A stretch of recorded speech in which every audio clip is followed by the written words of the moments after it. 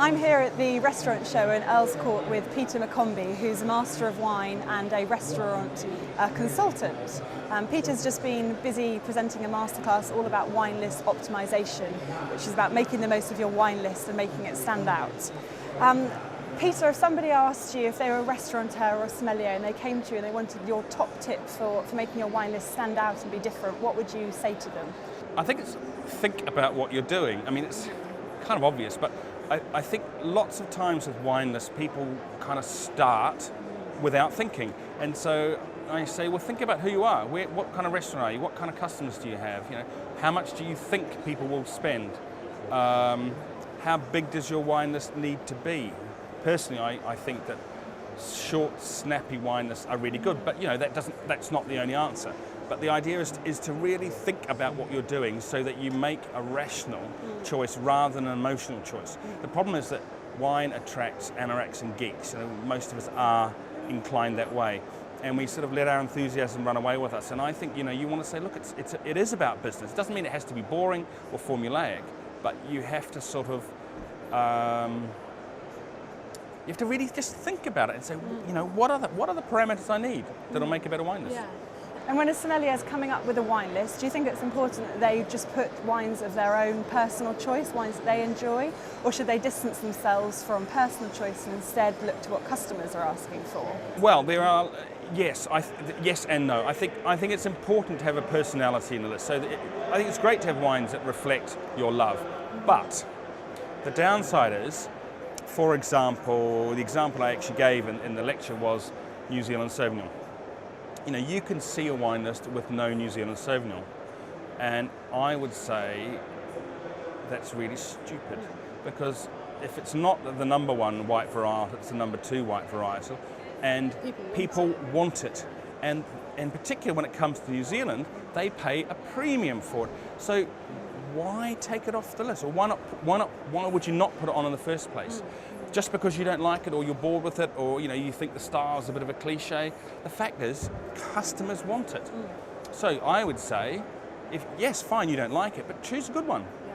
Choose one that you think, okay, it's not my style, but that's a really good example, and possibly make people pay a bit more because you think it's a good example. You know, I think that's one way. You know, you choose the best examples of styles. And that may give people a reason to spend a bit more money as well. You've got to cater for what your customers are wanting. Yeah, and that thing about bias, I guess, is that you could have a heritage. Perhaps you're Alsatian, or perhaps you just love Alsatian wines. You could put lots of Alsatian wines on a list, and as long as you're the person on the floor selling them, that's fine.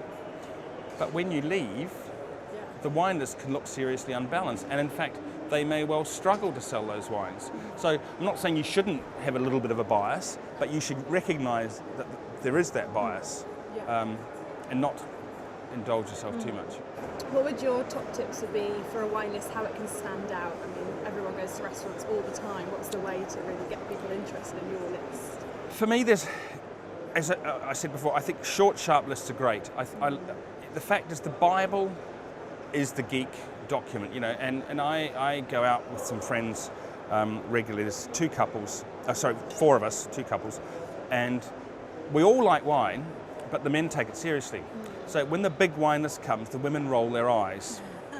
Yet they like drinking what we choose, but I kind of know where they're coming from. It's like we're out for dinner together, and if we spend 10 minutes on the wine list, we're not talking to our wives, and I think that is potentially a problem. So I think lots of people want to get through, they're frightened of that transaction with the waiter anyway, but I think they want to get through it quickly. So I think if you have a big wine list, perhaps you have to have a really good sommelier selection at the beginning, or a really good by the glass selection, so that if people don't want to delve into it in depth, they can get in there, make a choice and move on. But generally, I like the fact that if you have a short wine list, then you have to think really hard. There can be no passengers. Every wine has to do a job. Every wine has to sell.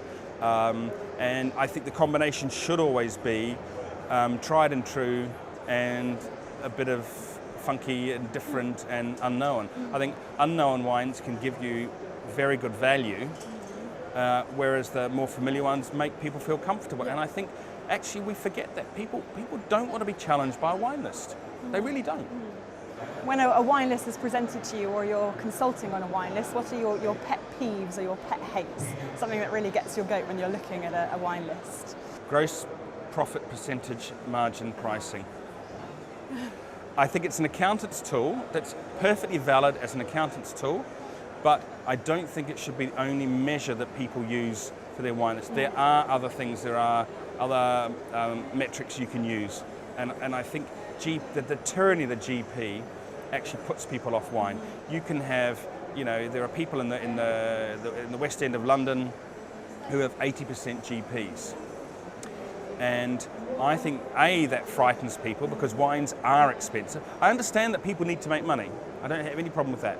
But I think that's, and it actively discourages people from trading up.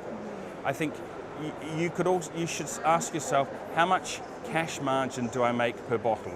Or how much cash margin do I make per customer, per visit?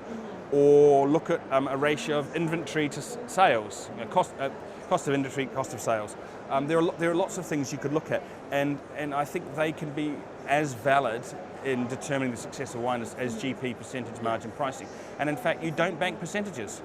So you can have the most amazing GP, but if you may be actually underselling the wine list and actually not achieving the cash.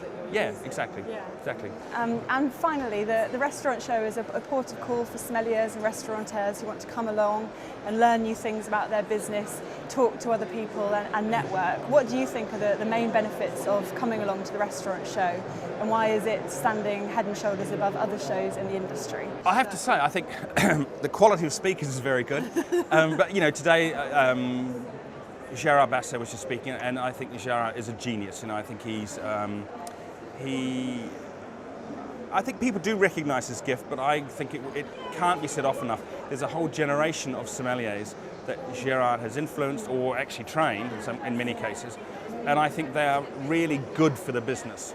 After me, Sam Harrop's coming on to talk about faults, and again, faults is something that we sort of know about, but lots of, we can always do with sharp. So I think the quality of speakers here is great. There is something, and it's not just for sommeliers, but people perhaps who don't know so much about wine, but are involved with wine selection, can certainly learn a lot. And I think, there's some interesting wines on show and some gadgets on show. I'm about to go and look at a new toy, so I think there's lots. Yeah. Did you think the restaurant show is a real business basis? Yes, I think so. Yes, yeah. I think it's there are shows all the time, but not everyone has the spare time, so you want to make sure that that the time you spend at a show like this is worthwhile. I think it can be. And you get that from. Yeah. Lovely, thank you. Pleasure. Thanks.